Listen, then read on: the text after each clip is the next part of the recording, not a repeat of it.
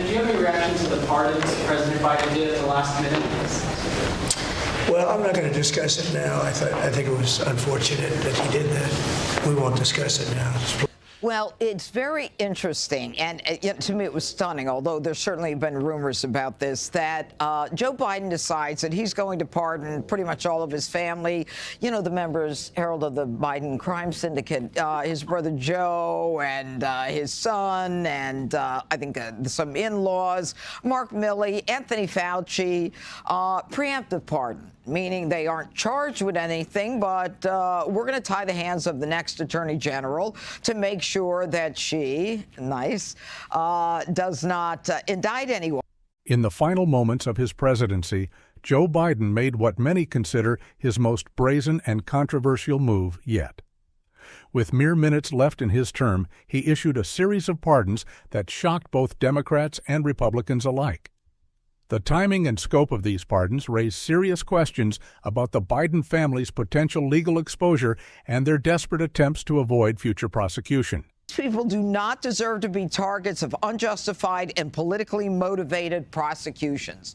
Talk about the pot calling the kettle black. The only people who have been victims of unjustified and politically motivated prosecutions are the Republicans who have suffered at the hands of a weaponized Biden Justice Department. And they then add that these pardons shouldn't be mistaken as an acknowledgement that they've engaged in any wrongdoing. The hypocrisy of the Biden administration's justification for these pardons is staggering. After spending years weaponizing the Justice Department against his political opponents, Biden now claims his family needs protection from political persecution. Even more telling is the timing, waiting until the final minutes of his presidency, when most of the media attention was focused on the incoming administration. At 11:41 today, Judge, Joe Biden pardoned many of his family members, preemptive pardons. This is in addition to all the other pardons he had done around 11 a.m. And it's my contention, my belief that President Trump didn't know about these because they announced them after he had already walked into the rotunda. And it is quite brazen, and I think Democrats are going to have a hard time answering it.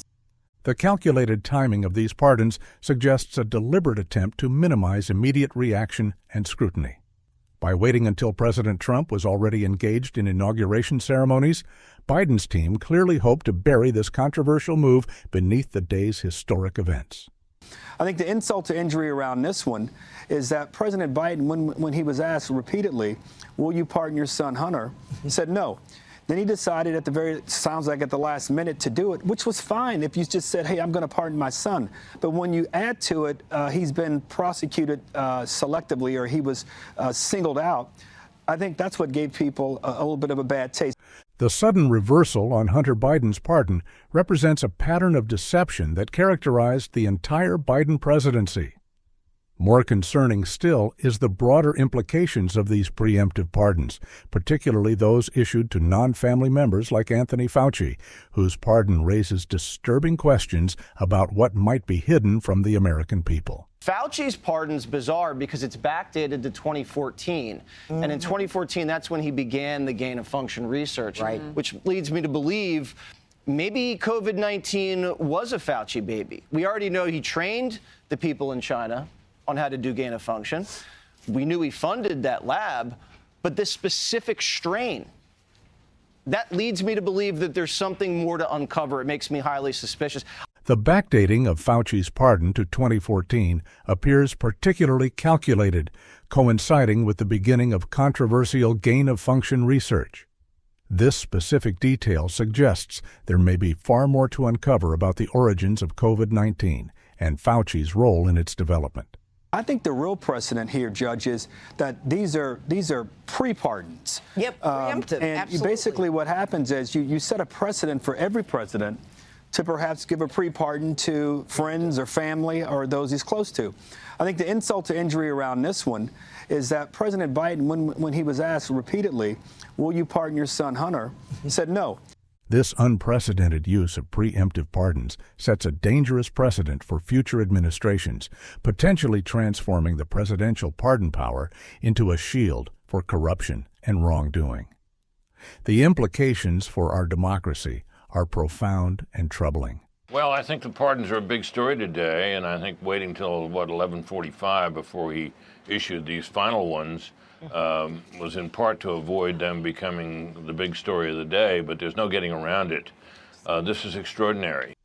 The media's reaction to these last-minute pardons reveals the extent to which even Biden's traditional allies were caught off guard by the brazenness of this move. The timing was clearly designed to minimize media coverage, but the significance of these pardons cannot be understated.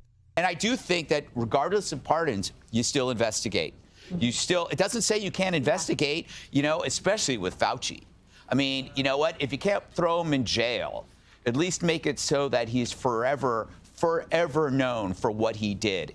Despite these pardons, the path forward remains clear. Thorough investigation into the activities of Fauci, the Biden family, and others who received these suspicious pardons must continue.